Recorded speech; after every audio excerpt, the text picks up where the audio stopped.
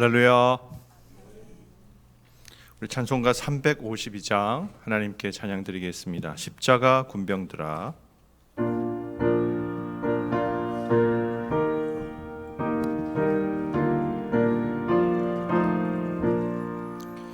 십자가 군병들아, 주 위에 일어나 기들고 앞서 나가 담대히 싸우라. 주께서 승천하고 영광을 얻도록 주 군대 거느리사 이기게 하시네. 십자가 군병들아, 주 위에 일어나 그 나팔 소리 듣고 곧 나가 싸우라. 수 없는 원수 앞에 주 따라갈 때에 주 예수 힘을 주사 강하게 하시네. 십자가 군병들아, 주 위에 일어나 내 힘이 부족하니 주 권능 믿으라. 복음의 갑주 입고 내 기도하면서 너 같은 자리에서 충성을 다하라. 십자가 군병들아, 주 위에 일어나 이 날에 접전하고 곱게 가 부르라. 승전한 군사들은 영생을 얻으며 영광의 주와 함께 왕노를 하리라.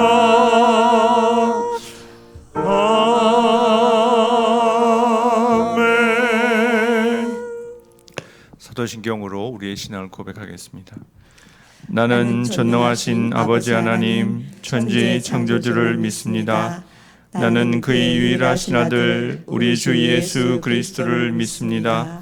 그는 성령으로 잉태되어 동정녀 마리아에게서 나시고 본디오 빌라도에게 고난을 받아 십자가에 못 박혀 죽으시고 장사된 지 사흘 만에 죽은 자 가운데서 다시 살아나셨으며 하늘에 오르시어 전능하신 아버지 하나님 우편에 앉아 계시다가 거기로부터 살아있는 자와 죽은 자를 심판하러 오십니다. 나는 성령을 믿으며 거룩한 공교회와 성도의 교제와 죄를 용서받는 것과 몸의 부활과 영생을 믿습니다. 아멘. 새벽에 우리에게 주시는 하나님 말씀은 출애굽기 12장 37절에서 51절입니다. 한 절씩 교독하고 마지막 절은 함께 받들어 읽겠습니다. 이스라엘 자손이 람셋을 떠나서 숫곳에 이르니 유아 외에는 보행하는 장정이 60만 가량이요 수많은 잡족과 양과 소와 심이 많은 가축이 그들과 함께 하였으며 그들이 애굽으로부터 가지고 나온 발교되지 못한 반죽으로 무교병을 구웠으니 이는 그들이 애굽에서 쫓겨남으로 지체할 수 없었음이며 아무 양식도 준비하지 못하였음이었더라. 이스라엘 자손이 애굽에 거주한 지 430년이라. 430년이 끝나는 날에 여호와의 군대가 다 애굽 땅에서 나왔은즉 이 밤은 그들을 애굽 땅에서 인도하여 내심으로 말미암아 여호와 앞에 지킬 것이니 이는 여호와의 밤이라. 이스라엘 자손이 다 대대로 지킬 것이니라.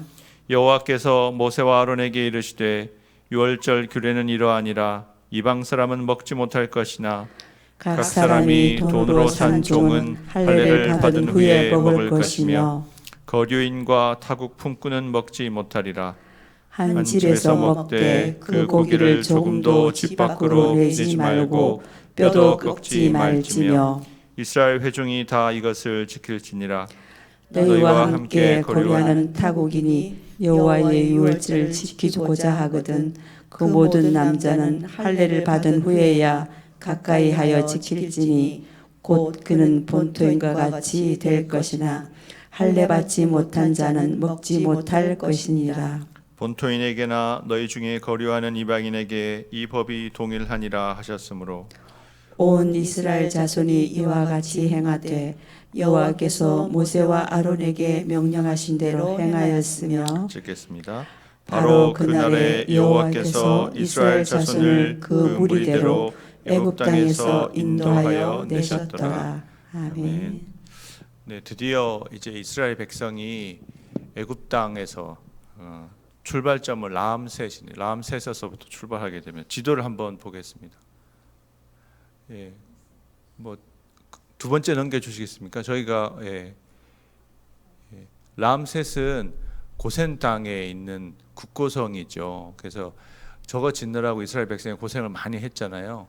지금도 저기에 가면 그 당시에 이 지은 건물들이 남아 있는데 그 건물을 지었는데 우리가 흙벽돌을 가지고 지었는데요. 흙벽돌이 어떤 거는 그 안에 짚이 들어있는 것도 있고 들어있지 않는 것도 있다고 그러더라고요. 그래서 저기서부터 숫고까지 그 민수기에 보면 광야 여정이 자세하게 여러 위치들이 묘사가 되는데 지금 위치를 정확하게 파악할 수 있는 것 대충 후대 학자들이 짐작할 수 있는 정확하게 찾을 수 있는 곳은 몇 안 되거든요. 그 중에 저 람셋이나 숫곳은 지금도 어디가 거기다 하는 것을 파악할 수 있는 곳이라고 합니다. 그래서 저기서부터 떠나서 숫곳에 저 거리가 하루 정도 거리니까 걸어서 가면은 뭐 하루에 25km, 30km 정도.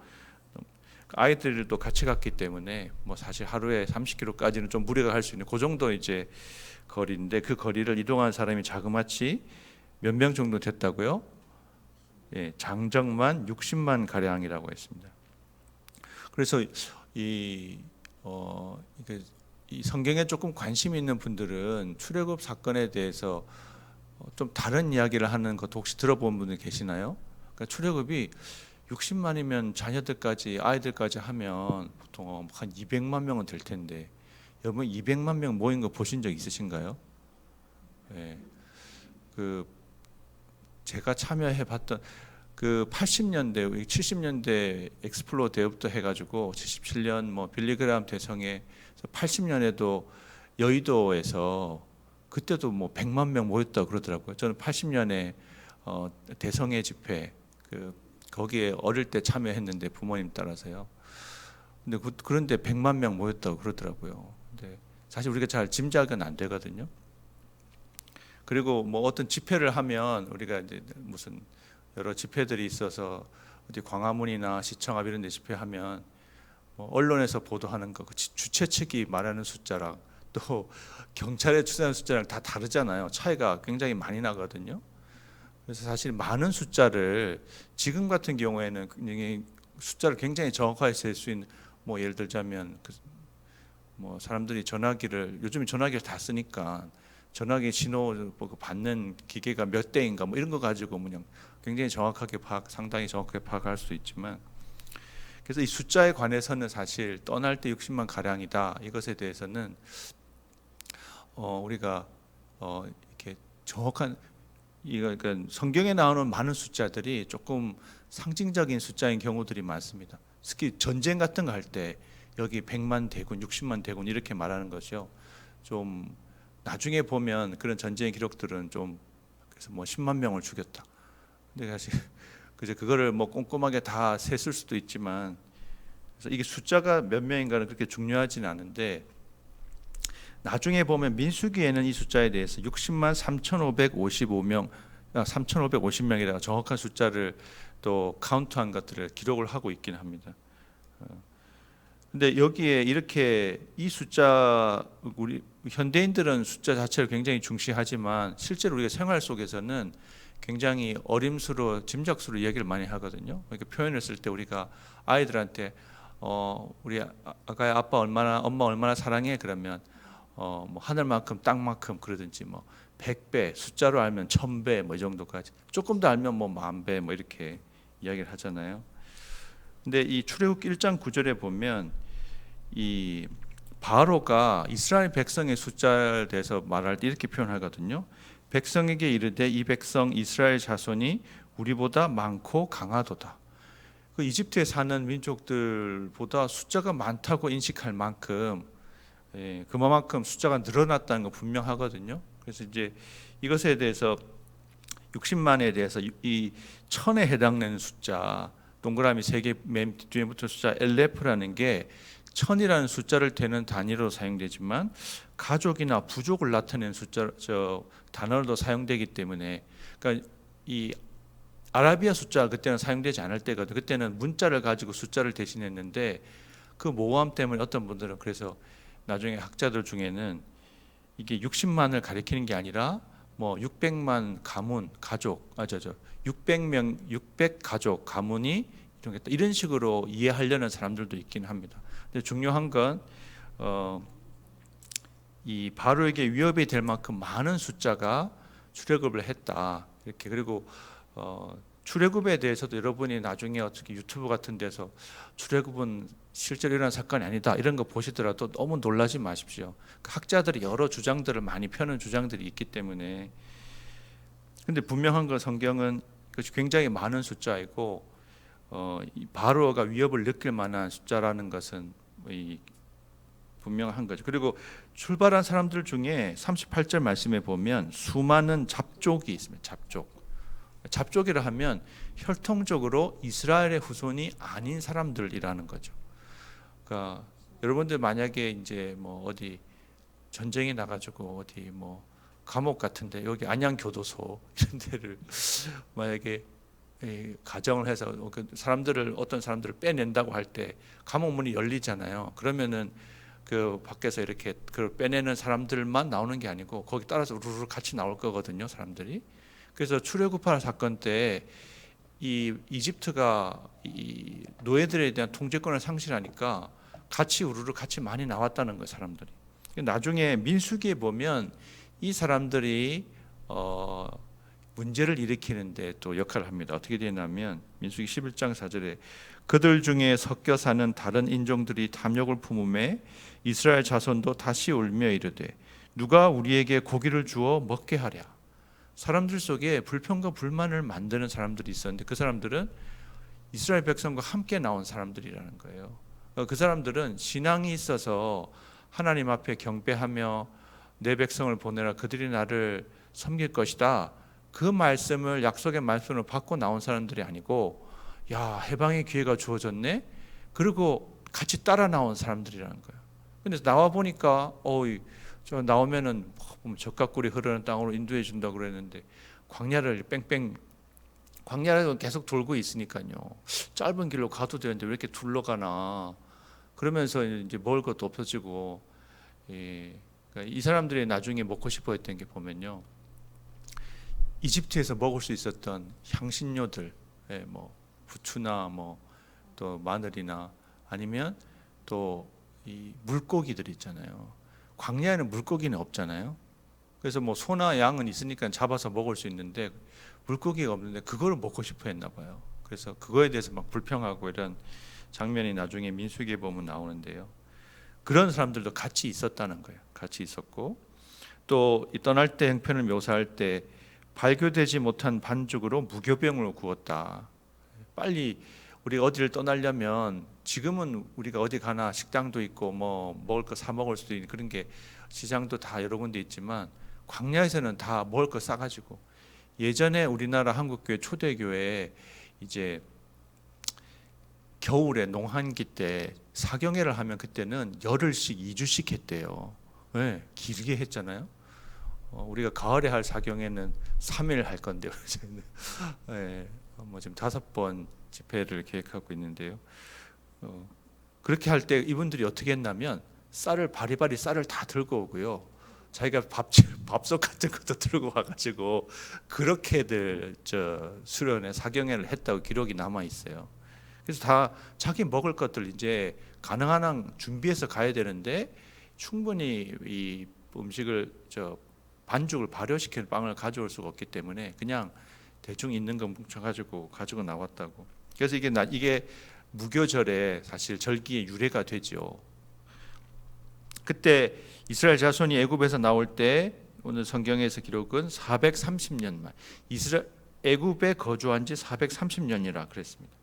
성경을 보다 보면 여러분이 또 성경을 꼼꼼히 보는 분들은 이상하네, 어디는 400년이라고 그러던데 왜 여기는 430년인가 이렇게 생각하실 수 있잖아요. 보는 관점에 따라서 숫자를 셀 때 조금 차이가 날 수 있거든요.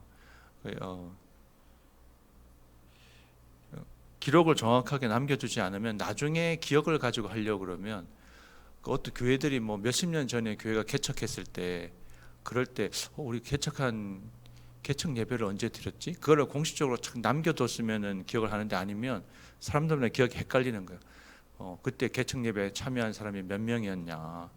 그러면서 나는 참여했던 것 같은데 아니면 몇 주 전에 참여했는데 뭐 이러고 다 기억이 헷갈리거든요. 근데 뭐 이거를 우리가 정리를 하자면 430년은 이집트에 이 이스라엘 백성이 다 머문 기간으로 볼 수도 있고 나중에 보면 400년을 묘사할 때는 그 구절에 뭐라고 묘사가 되어 있냐면 창세기 15장이나 나중에 사도행전에도 이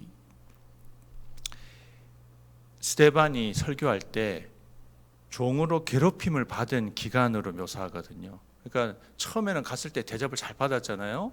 예, 그랬는데 언제부턴가 이제 요셉이 죽고 난 이후나 아니면 이 달라진 다음에 이스라엘 백성들의 신세가 억압받는 신세로 노예 신세로 전락해버린 그 기간을 고난받은 기간을 400년 정도로 이렇게 볼 수가 있다는. 그래서 뭐 이런 숫자에 대해서도 400년을 뭐 어떤 분들은 4대 동안 머물다가 갈 거라고 그랬기 때문에 대충 100년씩 해서 4대가 400년이다 이렇게 이해하기도 합니다. 근데 나올 때 이게 성경이 뭐라고 묘사하는가 하면 430년이 끝나는 그날에 여호와의 군대가 다 애굽 땅에서 나왔습니다. 이렇게 묘사하고 이스라엘 백성이 나오는데 이들을 여호와의 군대라고 묘사하고 있어요. 여호와의 군대라고. 군대 가보신 분 여기 2분 계시겠네요. 저까지 3사람 있겠네요. 군대 안 가보셨죠? 일반 사회와 군대의 가장 큰 차이는 군대는 국가를 방어하기 수호하기 위해서 지키기 위해서 사람들이 명령 지휘 체계에 따라서 일사불란하게 움직인다는 거예요.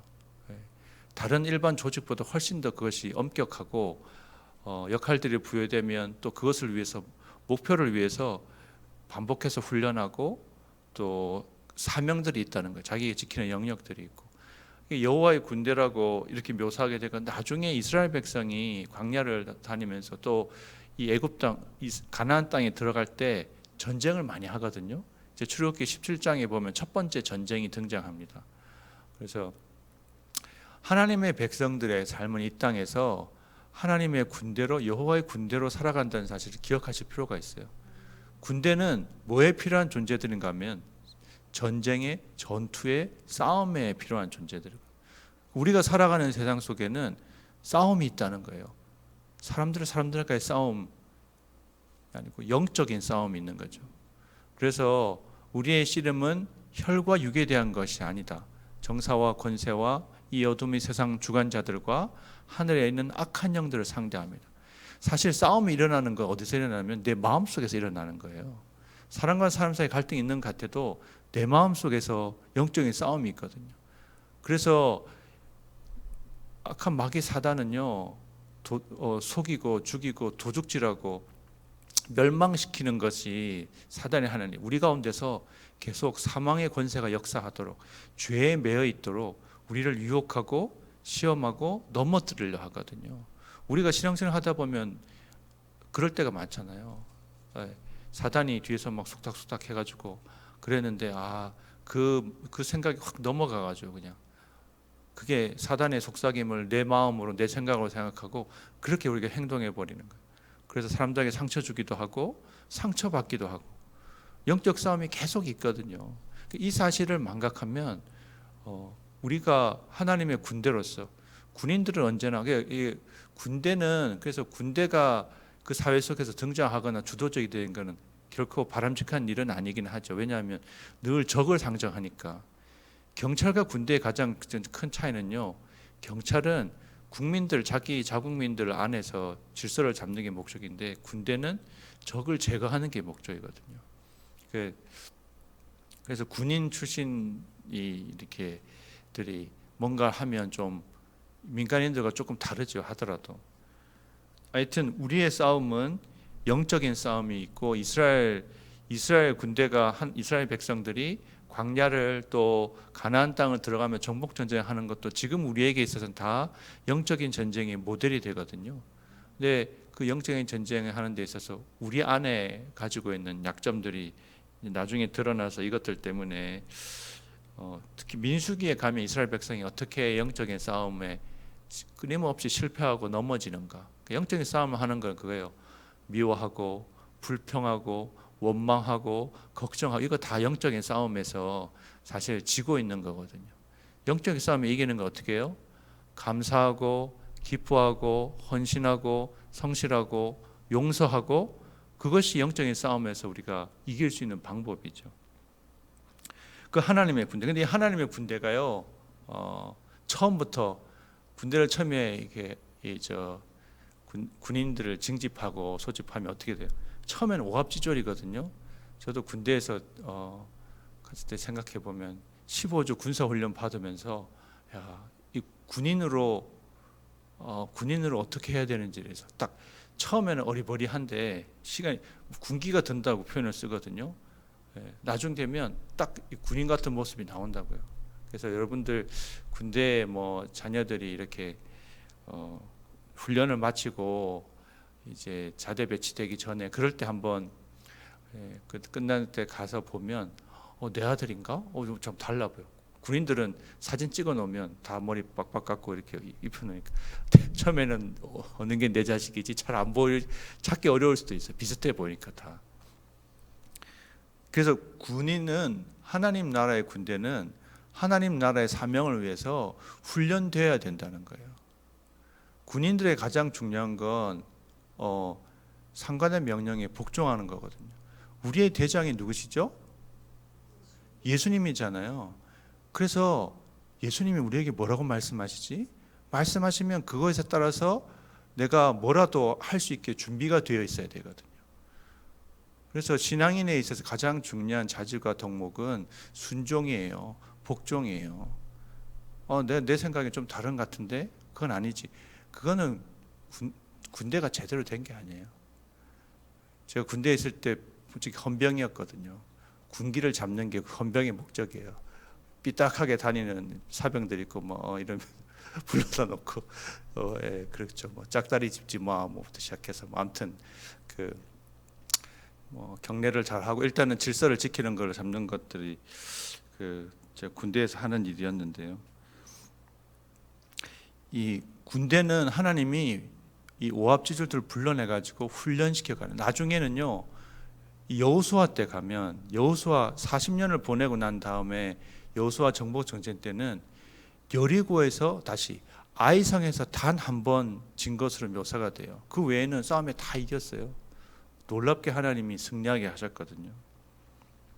그래서 이 하나님의 군대를 불러낸 거예요. 그래서 우리가 출애굽의 목적이 하나님을 예배하도록 섬기도록 불러내셨는데 또 다른 차원에서는 하나님만 예배하기 위해서 싸워내야 될 싸움이 있다는 거. 그 싸움을 위해서 준비되어져야 된다는 거. 이 땅에서 살아가는 그리스도인의 삶은 좀 편하게 살면 좋겠다.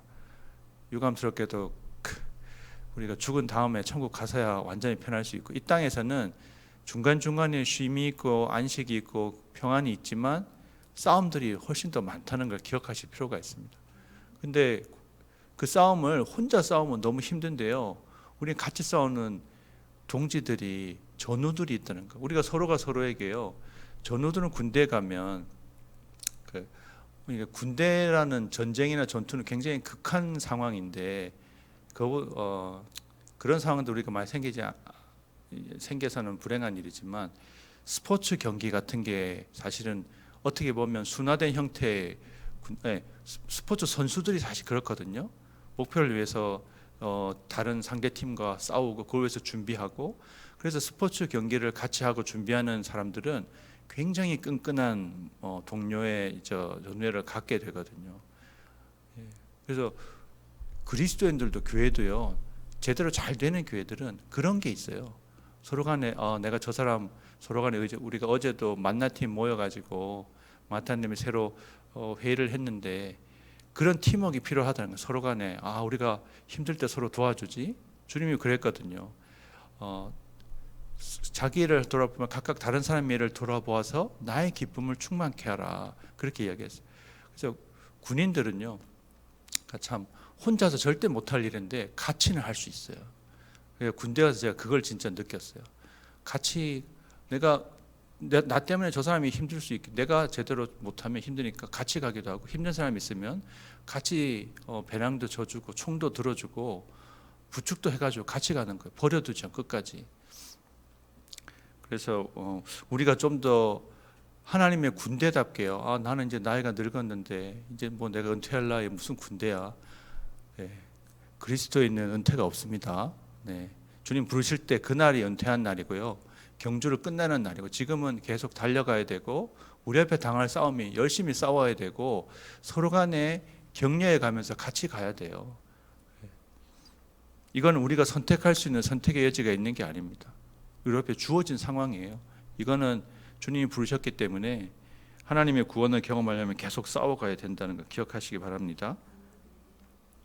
그래서 그 다음에 이제 6월절 교충기례, 이것이 여기 등장한 건 짐작으로는 품꾼이 아니고 잡족들이 있기 때문에 6월절을 처음에 지키고 나면 그 다음에 6월절 지킬 때가 언젠가 하면 시내산에 도착해서 시내산까지 이제 가서 거든요. 그러니까 1년 후에 6월절을 이제 지키는데 여호와께서 주신 명이 한마디로 말하면 할례를 받은 사람들만 6월절에 참여할 수 있다. 여성은 상관이 없다는 거예요.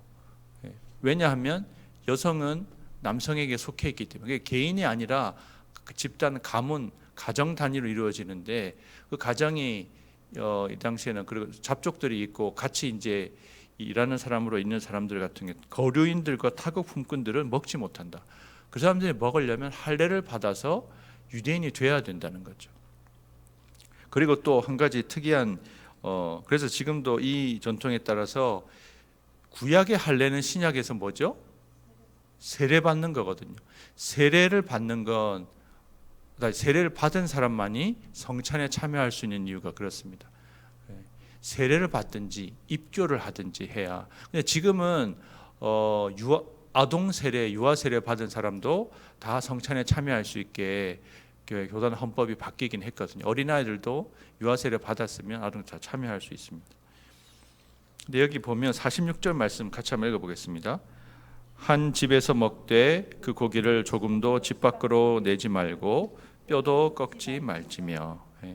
근데 이 구절이요, 이게 특별하지 않은 것 같은데 신약에서 복음서에서 인용되고 있어요. 군인들이 가서, 요한복음입니다. 군인들이 가서 예수와 함께 못 박힌 첫째 사람과 또 그 다른 사람의 다리를 꺾고 예수께서 이르러서는 이미 죽으신 것을 보고 다리를 꺾지 아니하고, 그리고 이 일이 일어나는 것은 그 뼈가 하나도 꺾이지 아니하리라 한 성경을 응하게 하려 함이라. 예수님의 십자가의 죽음 때 다른 죄수들은 죽음을 재촉하기 위해서 다리를 꺾었거든요. 그래서 근데 예수님은 다리를 꺾지 않았어요. 이미 죽으셨기 때문에.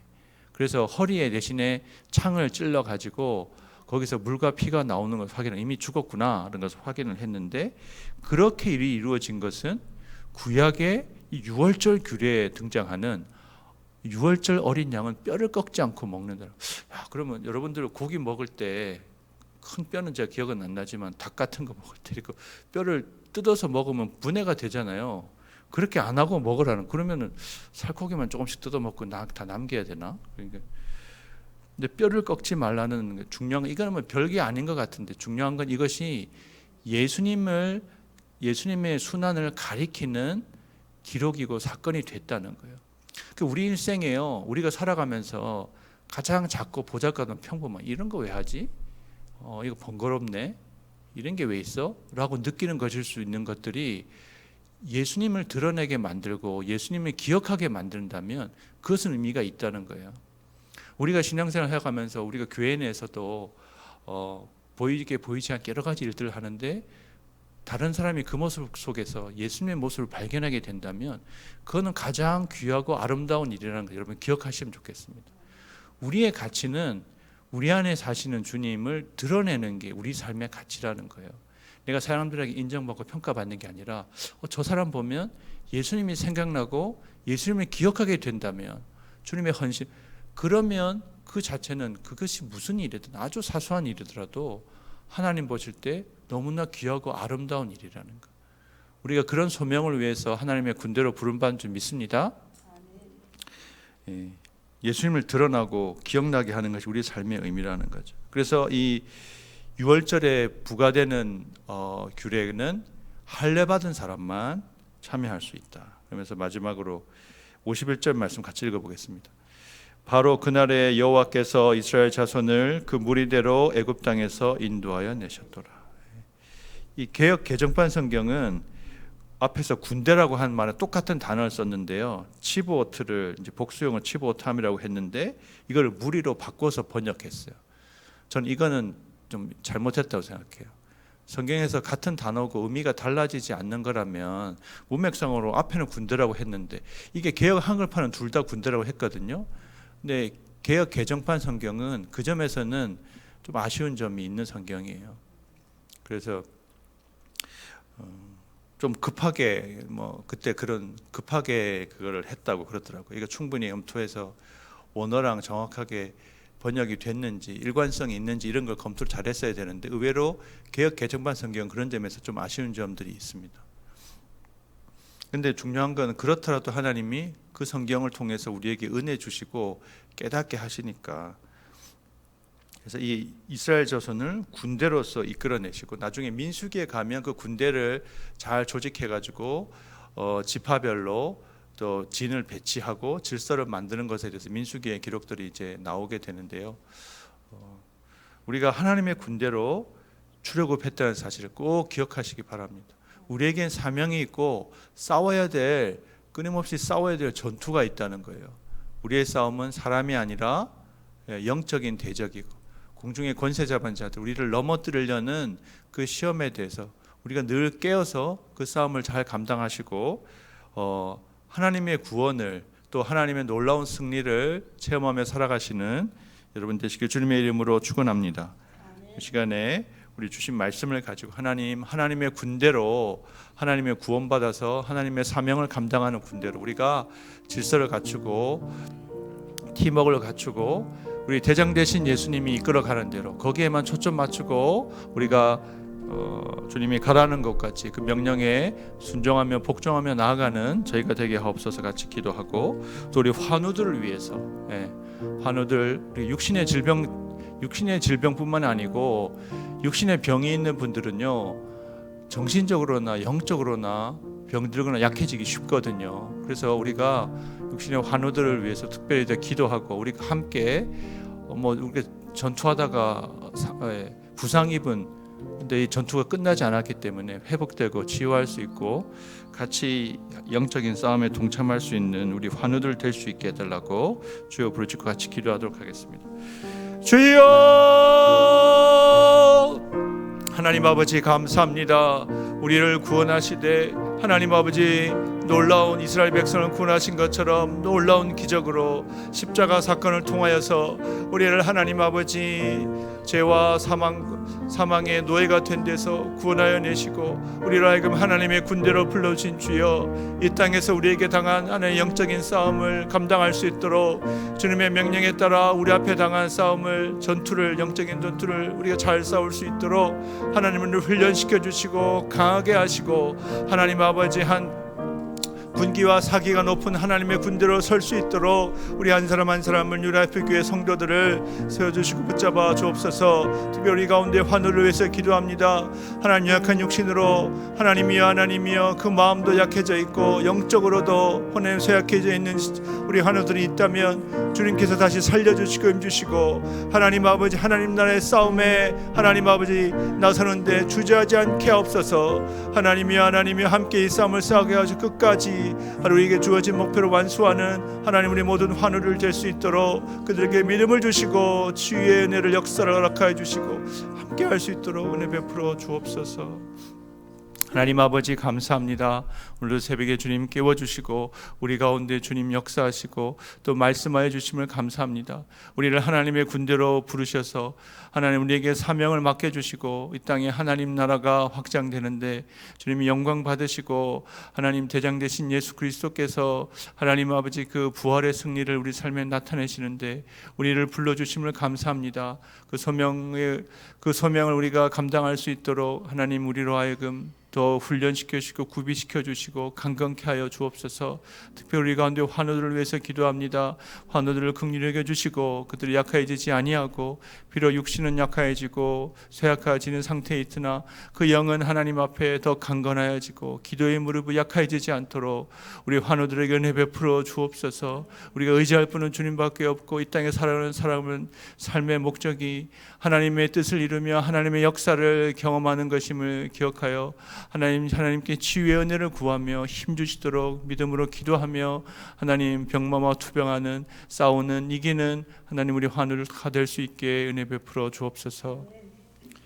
이제는 우리 주 예수 그리스도의 은혜와 하나님 아버지의 무한하신 사랑하심과 성령의 교통하심이 하나님의 군대로 부름받아 잘 훈련받고 주님 대장 되신 주님께서 우리에게 허락하실 명하신 명령에 순종함으로 그렇게 아름다운 구원받은 백성의 삶을 살아가기를 결단하는 주의 모든 백성들 머리 위에, 가정과 사업 위에, 조국 대한민국과 전 세계 흩어져 있는 선교사님들의 사역과 독재로 전쟁으로 환경오염으로 고통받는 사람들과 피조 세계 위에 이제부터 영원토록 함께 하실 것을 간절히 축원하옵나이다.